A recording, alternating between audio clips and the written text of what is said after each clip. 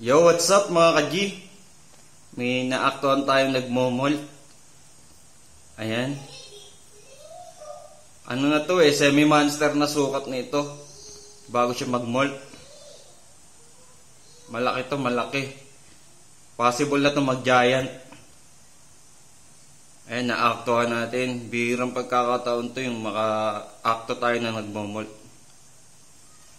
Ano yun, lumalabas siya sa exoskeleton niya. Kitang-kita naman, oh.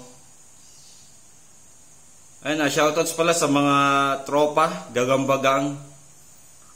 Shoutout kay Boss Obet, lagi nakasuporta sa atin.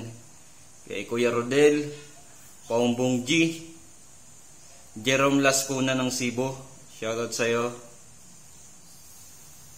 Ayun kay JK Sweb, kay Skyline Spider, Skyline Ocampo, shoutout sa iyo.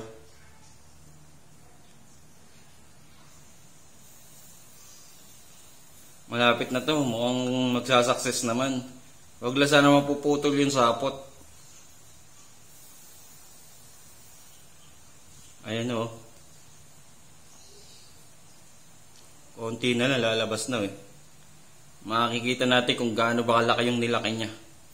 Ang liit lang ng exoskeleton niya yung nilalabas natin, no?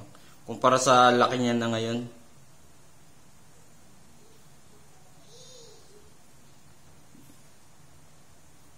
Ayan, sa mga hindi nakakaalam, ito po ay Japan G na tinatawag. Anak to ng mga gagambang galing sa Japan. Sa mga hindi nakakaalam, ito ay anak ng gagambang galing sa Japan, kaya tinawag siyang Japan G dito sa Pilipinas. Na na-breed. Ayan na, mga ka-G, nakalabas na. Sobrang haba ng galamay. Tansya ko mga 3 inches. No, kumpara mo siya sa exoskeleton niya na nilabasan. Mas malaki siya ngayon talaga. No, ang liit lang ng exoskeleton niya. Napakahaba, ang kapal pa. Sana lang talaga hindi maputol yung sapot.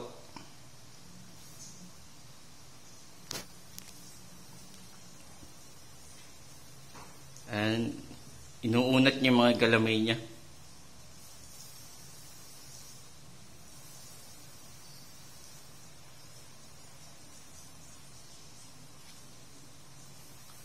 Ayan, kitang-kita.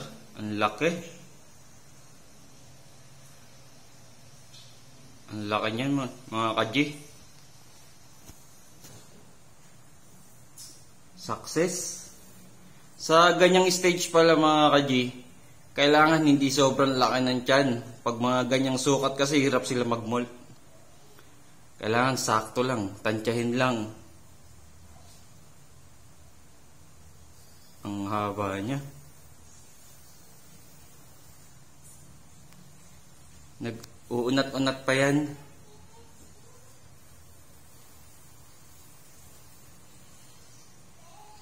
Swerte natin dahil naaktuhan natin mag-molt. Ayan isa sa mga sarili kong palaki. Ayun lang mga ka-G. Ingat kayo palagi. Maraming salamat. Hindi na natin i-istorbohin yan. Hayaan lang natin siya dyan.